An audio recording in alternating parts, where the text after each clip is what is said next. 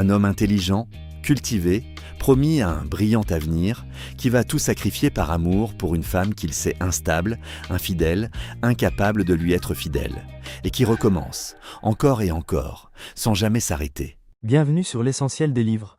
Ici, chaque semaine, on prend un livre, classique ou moderne, scolaire ou grand public, et on t'en donne l'essentiel, clairement, en moins de 20 minutes. Pas de blabla, pas de hors-sujet, juste ce qu'il faut retenir. C'est parti. Aujourd'hui on s'attaque à Manon Lescaut de l'abbé Prévost, une œuvre au programme du bac français 2026. En 15 minutes, tu vas comprendre l'histoire complète, les personnages dans toute leur complexité, les idées clés à retenir pour ton examen, et surtout pourquoi ce roman écrit en 1731 parle encore exactement de notre monde aujourd'hui. Reste jusqu'à la fin, ça va changer ta façon de voir ce livre. Avant de rentrer dans l'histoire, il faut qu'on parle de l'homme qui l'a écrite. Parce que l'abbé Prévost n'est pas du tout le type d'auteur qu'on imaginerait écrire un roman pareil. Et comprendre qui il était, c'est comprendre pourquoi Manon Lescaut est aussi vrai, aussi cru, aussi humain. Antoine-François Prévost est né en 1697 dans une famille bourgeoise du nord de la France. Très jeune, il entre dans les ordres religieux. Il devient novice chez les jésuites, puis moine bénédictin. Il jure de consacrer sa vie à Dieu, à la prière, à la discipline monastique. Une vie réglée, ordonnée, loin du monde. Et puis il fuit. Une première fois, il quitte le monastère sans autorisation. Il rejoint l'armée, vit quelques années dans le monde civil, puis revient dans les ordres. Il prononce ses vœux définitifs. Et il repart encore. Une deuxième fois, il s'exile en Angleterre pour échapper aux conséquences juridiques de cette nouvelle désertion. Là-bas, il accumule les dettes, vit des aventures dont on ne connaît pas tous les détails, fréquente des milieux très différents du monastère. C'est un homme qui connaît la tentation de l'intérieur. Pas un moraliste confortable qui juge de loin. Quelqu'un qui a lui-même choisi entre la règle et le désir, plusieurs fois, et qui a choisi le désir. Et ça change absolument tout à la façon dont il écrit ses personnages. Il ne les condamne pas. Il les comprend. Il les aime malgré leurs défauts. En 1731, il publie Manon Lescaut comme le 7e tome d'une grande œuvre romanesque, Les Mémoires d'un homme de qualité. Mais ce tome-là explose tout. Il circule sous le manteau. Les lecteurs se l'arrachent en secret. Les autorités le font saisir. Il est interdit, censuré, confisqué. Les autorités religieuses et civiles y voient une apologie du vice, une glorification de la débauche, un livre dangereux pour la morale publique. Et pourtant les gens continuent de le lire. En cachette, passionnément. Pourquoi ? Parce que Prévost fait quelque chose que très peu d'auteurs osaient faire à l'époque. Il présente des personnages moralement condamnables.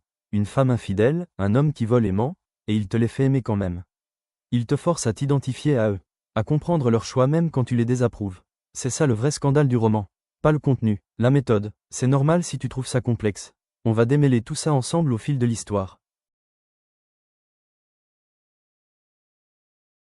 Tout commence à Amiens, une ville de province française. Le chevalier des Grieux a 17 ans. Il est le fils d'une bonne famille, bien éduqué, intelligent, destiné à une carrière honorable dans l'église ou dans l'armée. Sa vie est tracée d'avance, propre, prévisible, rassurante et franchement, complètement vide de toute intensité. Un après-midi ordinaire, il est sur la place principale d'Amiens avec un ami. Une diligence s'arrête devant l'auberge. Des voyageurs descendent et parmi eux, une jeune femme. Elle s'appelle Manon. Elle a à peu près le même âge que lui. Elle est belle, pas d'une beauté sophistiquée et calculée, mais d'une beauté immédiate, naturelle, qui frappe avant même qu'on ait le temps de se défendre. Elle descend de la voiture, elle regarde autour d'elle et son regard croise celui de des Grieux. Il est foudroyé, pas progressivement séduit, foudroyé. En une fraction de seconde, il s'approche. Il lui parle, elle lui explique qu'elle voyage contre sa volonté. Sa famille l'envoie dans un couvent pour la mettre à l'abri de sa propre légèreté. Des Grieux l'écoute et en quelques heures, il prend une décision qui va changer toute sa vie. Il lui propose de fuir avec lui, cette nuit même. Et Manon accepte, voilà le départ. Deux adolescents qui ne se connaissent pas depuis 12 heures, qui s'enfuient ensemble vers Paris. C'est impulsif, irrationnel, irresponsable. Et Prévost le présente exactement comme ça. Sans romantiser, sans héroïser. C'est juste ce qui arrive quand la passion prend les commandes avant que la raison ait eu le temps de se réveiller. Ils s'installent à Paris dans un petit appartement. Les premières semaines sont parfaites. Ils s'aiment, ils rient, ils vivent ensemble avec l'insouciance de quelqu'un qui croit avoir tout trouvé. Des Grieux est convaincu d'avoir découvert quelque chose d'unique, d'absolu, que personne d'autre n'a jamais vécu avant lui. Mais voilà le problème avec Manon, et on y revient dans un instant. Elle aime des Grieux sincèrement. De ça, on ne peut pas douter en lisant le roman, mais elle aime aussi autre chose. Elle aime le luxe, les belles robes, les dîners fins, la vie facile et confortable. Et des Grieux, qui n'a pas d'argent propre, ne peut pas lui offrir tout ça. Un soir, des Grieux rentre à l'appartement. Manon n'est plus là. Elle est partie avec un homme riche, un financier âgé, qui peut lui offrir tout ce que Desgrieux ne peut pas. Elle n'a laissé aucun mot d'explication, juste le silence et le vide de l'appartement. Desgrieux s'effondre, il ne mange plus, il ne dort plus. Il erre dans Paris comme un fantôme. Son père, alerté, le fait ramener de force à la maison familiale. On essaie de lui faire reprendre une vie normale. On lui parle d'avenir, de carrière, de raison. Il entend tout ça de très loin, comme si ça ne le concernait plus. Puis un jour, Manon réapparaît. Elle lui écrit. Elle lui explique qu'elle l'aime toujours, qu'elle n'a pas eu le choix, qu'elle était pauvre et qu'elle a eu peur. Desgrieux la croit. Il lui pardonne. Et il repart avec elle. C'est là que le roman installe ce qui va devenir son rythme central, un cycle infernal qui va se répéter de nombreuses fois. Ils sont ensemble, heureux, mais l'argent manque. Manon est sollicitée par un homme riche, elle cède. Desgrieux est trahi, séparé, parfois emprisonné. Il est brisé, puis il retrouve Manon. Elle s'explique, il pardonne, il recommence. À chaque cycle, Desgrieux descend un peu plus bas dans ses propres valeurs. Il commence à tricher aux cartes pour gagner de l'argent. Il ment à son père, avec une habileté qu'il n'aurait jamais imaginée. Il participe à des escroqueries organisées. Il trompe des gens qui lui font confiance. Et à un moment, il tue un homme dans une altercation liée à Manon. Desgrieux, ce garçon bien né et bien éduqué du début du roman, est devenu quelqu'un qu'il ne reconnaîtrait pas lui-même. Et pourtant, à aucun moment, il ne regrette vraiment. Parce que tout ça, c'était pour rester près de Manon. Et sans Manon, rien de tout ça ne lui semble avoir d'importance. Son père tente une dernière intervention. Il fait enlever Desgrieux par des hommes de main et l'enferme dans la maison familiale pour le forcer à oublier Manon. Desgrieux s'échappe. Il retourne vers elle. Son père, épuisé, finit par renoncer. Même les gens qu'il aime le plus sont impuissants face à cet amour. La catastrophe finale arrive à Paris. Les deux amants sont arrêtés lors d'une opération des autorités. Desgrieux est relâché relativement rapidement. Il est au noble, son père a des relations, la justice s'adapte au rang social. Mais Manon est condamnée sans appel. Elle est placée dans un convoi de femmes déportées vers la Louisiane, une colonie française en Amérique. Des femmes jugées de mauvaise vie, envoyées loin pour ne plus troubler l'ordre moral parisien. Desgrieux assiste impuissant au départ du convoi. Il voit Manon enchaînée, embarquée de force. Et il prend une décision qui résume tout son personnage. Il la suit. Volontairement, sans y être forcé. Il traverse l'Atlantique pour rejoindre une femme déportée dans une colonie hostile, sans argent, sans statut, sans rien de ce qui lui restait de son ancienne vie. C'est la décision la plus irrationnelle de toute sa vie, et c'est peut-être la plus cohérente avec qui il est vraiment. En Louisiane, quelque chose change entre eux. Pour la première fois du roman, Manon semble apaisée. Loin du luxe parisien, loin des tentations, elle vit simplement avec Desgrieux. Elle est fidèle. Elle semble heureuse d'une vie modeste à ses côtés. Desgrieux, lui, est soulagé. Il se dit que peut-être, enfin, ils ont trouvé leur équilibre. Ils veulent se marier officiellement, mais le gouverneur de la colonie refuse. Il veut imposer à Manon d'épouser son propre neveu qui la convoite. Desgrieux refuse catégoriquement. Une confrontation éclate. Il se bat en duel contre le neveu du gouverneur. Il le blesse grièvement. Et les deux amants doivent fuir immédiatement dans le désert américain pour échapper aux représailles. Ils marchent pendant des heures sous la chaleur écrasante, sans eau, sans provisions, sans abri. Manon, affaiblie par les épreuves des mois précédents, commence à défaillir. Elle ralentit, elle s'arrête, elle ne peut plus marcher. Desgrieux la porte, puis la pose dans le sable quand ses forces l'abandonnent à son tour. Il s'assoit près d'elle.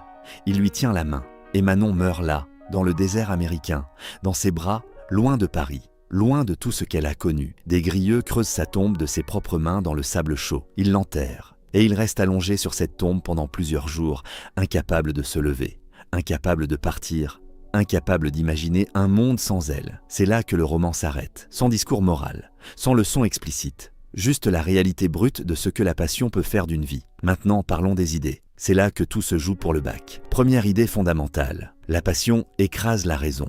Desgrieux n'est pas aveugle, il n'est pas stupide. À plusieurs reprises dans le roman, il analyse sa propre situation avec une lucidité parfaite. Il sait ce qu'il fait, il sait que c'est destructeur. Il dit lui-même qu'il voit clairement le précipice et qu'il y marche quand même. Prévost montre quelque chose de profondément vrai sur la nature humaine. Comprendre qu'une chose est mauvaise pour soi ne suffit pas à s'en libérer. La conscience ne protège pas du désir. La formule à retenir absolument pour ton oral, savoir ne protège pas de ressentir. Deuxième idée, les personnages en marge créent le romanesque. C'est le parcours bac officiel associé à cette œuvre. Personnages en marge, plaisir du romanesque. Manon et Desgrieux vivent tous les deux en dehors des règles de leur société. Elle, par sa condition sociale et sa morale jugée indigne. Lui, par choix délibéré, il abandonne son rang, sa famille, ses valeurs, son identité sociale pour suivre une femme que sa classe sociale méprise. Ensemble, ils forment un couple impossible selon les normes de 1731. Et Prévost les rend attachants malgré ça. C'est le vrai scandale littéraire du roman. On s'identifie à des personnages qu'on devrait condamner. La marge devient le territoire où l'histoire peut être intense, vivante, réelle. Troisième idée, une critique sociale discrète mais implacable. Prévost ne fait jamais de discours politique ouvert. Il ne condamne jamais directement le système. Mais il montre, Manon est déportée non parce qu'elle a commis un crime grave contre quelqu'un, mais parce qu'elle dérange l'ordre moral bourgeois de son époque. Des Grieux est libéré parce qu'il est noble et que son père a de l'influence. La même situation, deux destins radicalement différents selon le rang social. C'est une critique du système, discrète, jamais déclamée, mais impossible à manquer si on lit attentivement. Quatrième idée, l'ambiguïté totale de Manon est le cœur du roman. C'est le personnage le plus complexe de l'œuvre et c'est volontaire. Manon n'est ni une victime pure, ni une manipulatrice froide. Elle est les deux en même temps et ni l'un ni l'autre complètement. Victime d'une société qui ne laissait aux femmes de sa condition que deux options. Le mariage arrangé ou la misère. Instrument involontaire de la destruction de des Grieux, sans jamais vraiment vouloir lui faire de mal. Et figure d'un amour sincère mais structurellement insuffisant pour tenir une vie entière. Prévost refuse de la réduire à un rôle simple. Et c'est exactement pour ça qu'on parle encore d'elle 3 siècles après. Passons maintenant à ce que ton examinateur peut te demander, réponse directe. Pourquoi Manon Lescaut est-il considéré comme un roman moderne pour son époque ?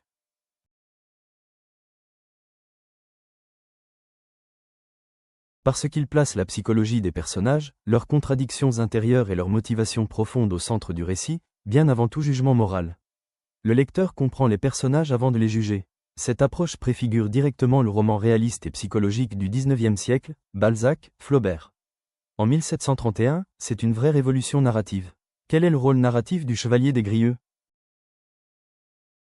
Il est à la fois narrateur et personnage principal. Il raconte sa propre histoire avec le recul du temps, il sait comment tout ça finit quand il commence à parler. Mais malgré ce recul, il ne comprend toujours pas vraiment pourquoi il a tout fait ça. Ce décalage permanent entre ce qu'il analyse et ce qu'il a vécu crée une ironie tragique qui traverse tout le roman de bout en bout. En quoi ce roman illustre-t-il le parcours, personnage en marge, plaisir du romanesque ?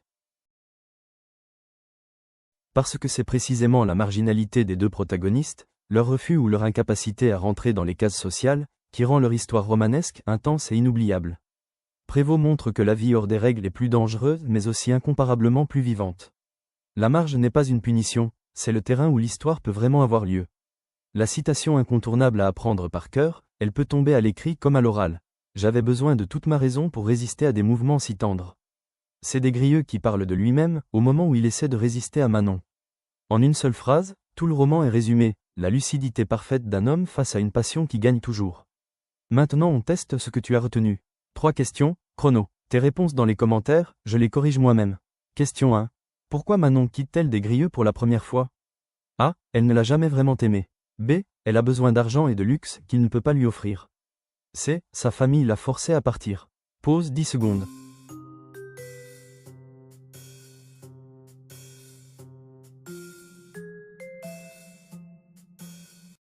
La réponse est B. Manon aime des Grieux sincèrement, mais elle est incapable de résister au confort matériel. C'est une faiblesse, pas de la cruauté. Et c'est exactement cette nuance qui rend son personnage ambigu et fascinant tout au long du roman. Elle n'est jamais complètement coupable ni complètement innocente. Question 2. Où Manon meurt-elle à la fin du roman ? A. Dans leur appartement parisien après leur arrestation. B. En prison à Marseille avant la déportation. C. Dans le désert américain, en Louisiane, dans les bras de des Grieux. Pause 10 secondes.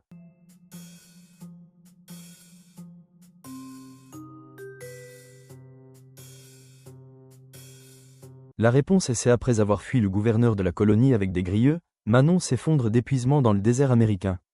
Elle meurt dans ses bras, loin de tout. Cette fin tragique dans un désert inconnu symbolise parfaitement l'aboutissement d'un amour qui a tout sacrifié et tout perdu, jusqu'au dernier souffle. Question 3.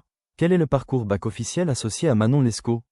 A. Écrire et combattre pour l'égalité. B. Les romans de l'énergie, création et destruction. C. Personnage en marge, plaisir du romanesque. Pause 10 secondes.